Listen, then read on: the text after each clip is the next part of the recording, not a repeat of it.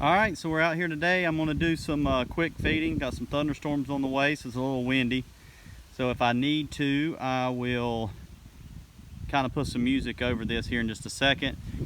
So what we have here with this line of hives here, these were my queen castles from my original green nuke starter. And what I ended up doing was I transferred all these bees out of the queen castles and into these hives here. So there was a queen castle, for example, sitting in between those two boxes. What I ended up doing is, you know, I have bees coming out all four sides on most of the boxes, and I would set a box up like, for example, this one. You have an entrance on this side and an entrance on that side.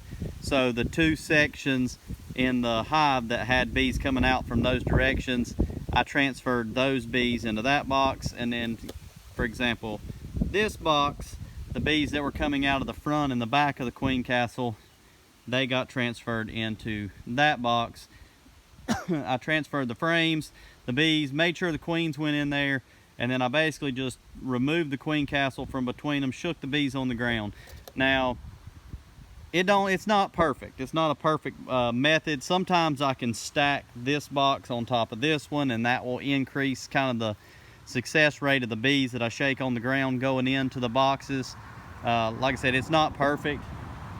I'm sure there's some of these boxes now have more bees than they started with, and some have less. If they get a little bit too weak, I can always transfer frames of brood. Or, for example, if this hive, one section is stronger than the other and it's substantial, then you can actually just spin the box, reverse the entrances, and then you'll get the workers from one side going in the other, and it sometimes helps equalize. So I was going through these checking them, because I transferred them to this yard a couple weeks ago. And if you recall in that video, we had some virgins, and I'm telling you, those virgins have really turned out to be good queens. If you recall, I really wasn't sure whether or not they were my queens or whether they had made their own queens, because I could see where they had made some cells, but you know, I don't know which queens hatched out, which ones lived, which ones died. Not really sure. But check out this frame from one of those virgins.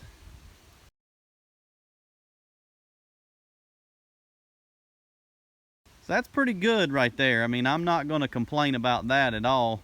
I'll take that. That's why I said, you know, I'll review the virgins myself. I'm not planning on selling any of these queens, and I'll see what they're going to look like and what they're going to do.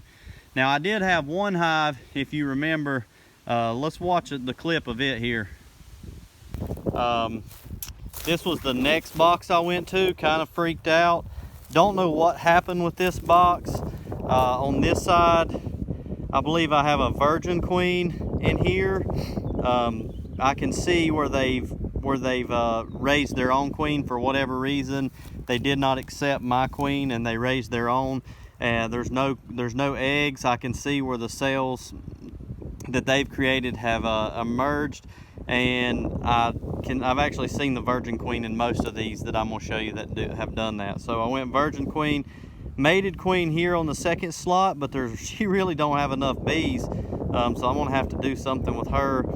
I believe this one was a virgin queen, and that one was just a complete failure on that one. So terrible on this box, 25% on that box. So you see that one there, it was kind of crazy. There was all kinds of stuff going on. So in that box, for example, the queen that was in that one section that had the queen, but she didn't have a lot of workers, she ended up being, when I went back and checked these, that was the only section in that queen castle that actually had bees in it. The other three had completely absconded. And if you see that center block sitting down there, that's where that queen castle was sitting. I actually just transferred that queen from that one section that was good. I believe, I want to think she's in that. I want to think she's in that one right there, but I'm not really sure. But I transferred her somewhere in here. I just added her to another box down this direction, so we got her out of there. But what we're doing now, I'll get you up close on one or two of these. Most of these boxes, you know, in the Queen Castle, they had 2 frames, and most of them had at least 1 frame of brood, and they had at least most of them had another half a frame or so with brood. Some of them had 2 frames, and so in these side-by-side hives, they've got 4 frames. So what I've done is I have added a frame on most of these. They have a frame that have either a full sheet of comb or a half a frame of comb, and I basically just took the best frame of brood on most of them and I put it in the middle of the box on that's like all the way up against the divider. Then I put the empty, the new comb in the right beside of it.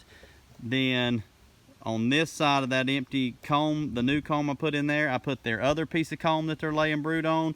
And then on the outsides of the box, they have a frame feeder, one of the Man Lakes Pro feeders. So what we're going to do today is we're going to put about a half a gallon of sugar syrup inside each of those feeders to give them a little boost, give them a little food, and just help them along, because right now we're in a dearth and these splits are going to go absolutely nowhere if we don't feed them.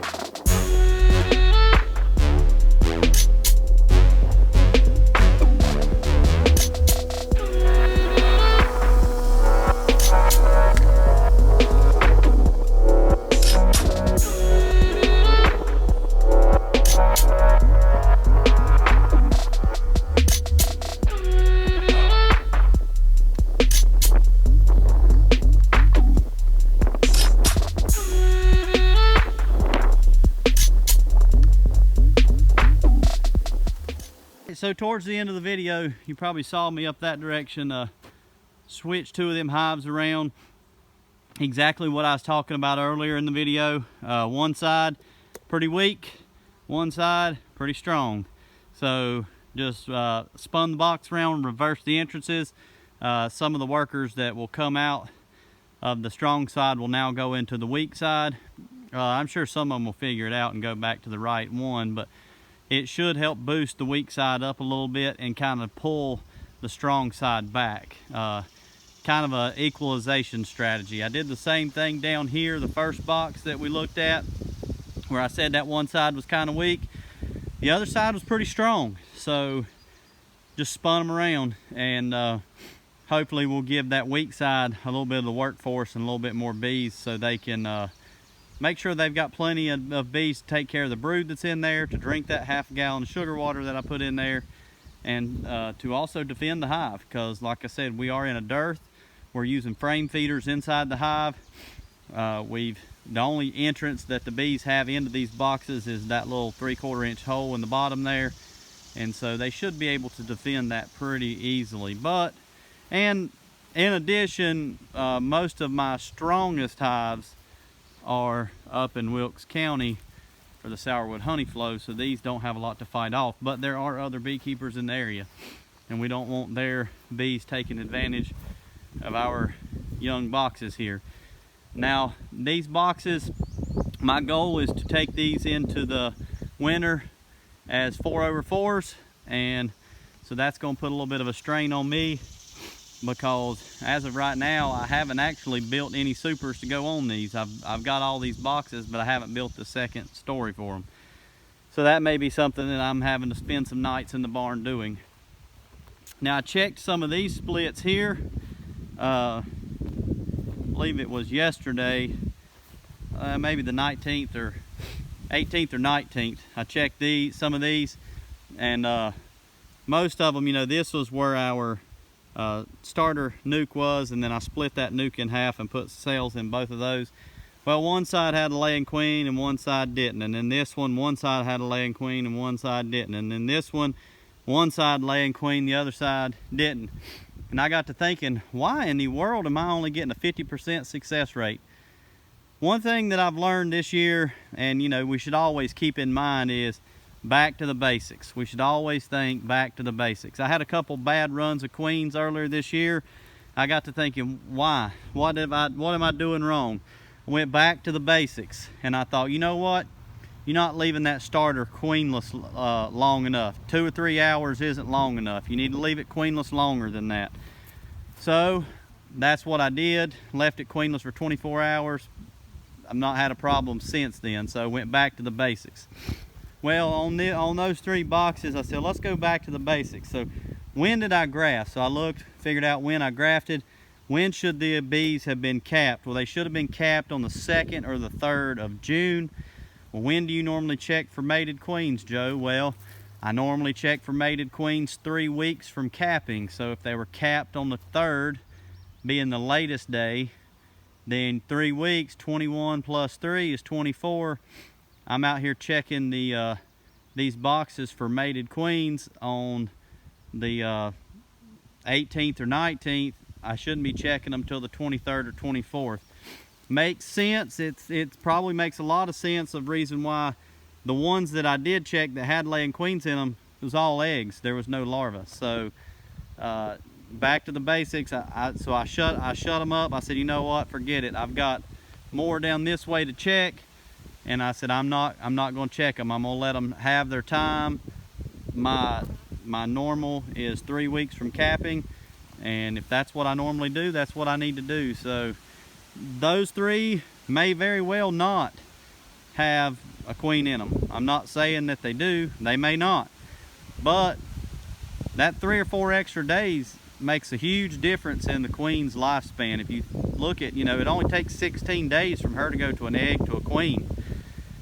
And then, you know, normally 7 to 10 days to go out and get mated and come back laying. So we need to give her time, and don't judge them before it's time to judge them. So I will check those on probably Monday the 24th or Tuesday the 25th. I believe those are the days, the 24th and 25th.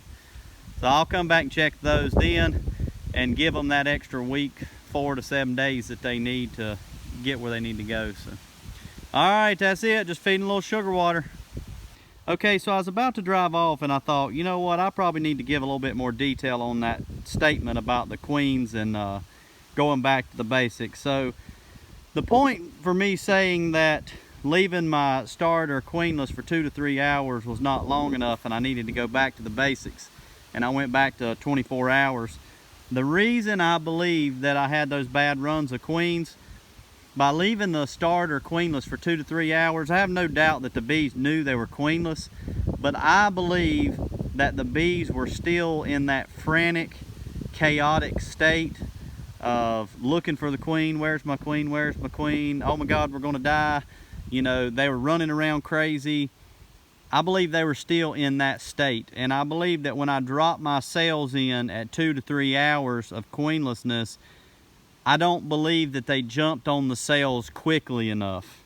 And I believe my grafts sat there for too long without being attended to, and the larva basically died in the cup before they were actually taken care of. Because when you graft, you're not transferring a lot of royal jelly over. That's the reason why you cover a lot of your grafts with wet towel or paper towel to keep them from drying out and all that stuff. So the bees really need to jump on those grafts as soon as possible, and I don't believe that I was allowing them enough time to calm down from their crazy state of queenlessness. And you know, 2 or 3 boxes being shook into one box, and the bees are, you know, they're just kind of disoriented, and I don't believe they had time to really recoup and gather themselves together before I threw the grafts in there. So some people may disagree with that, and that's fine, but I know that when I started giving myself a little bit more time, or giving the bees a little bit more time to stay queenless, that when I did come out here and put those grafts in there, my takes increased dramatically. And I honestly believe, you know, that was it. I kind of got a little bit slack with my grafting, and kind of was pushing the limits, and I finally pushed it too far. I had 2 bad runs, and that was enough for me. I said, what am I doing wrong? That's what I come up with. So if you're asking yourself, what is he talking about, back to the basics? Well, that was kind of my thought process. So just wanted to kind of clear that up before I got a lot of questions.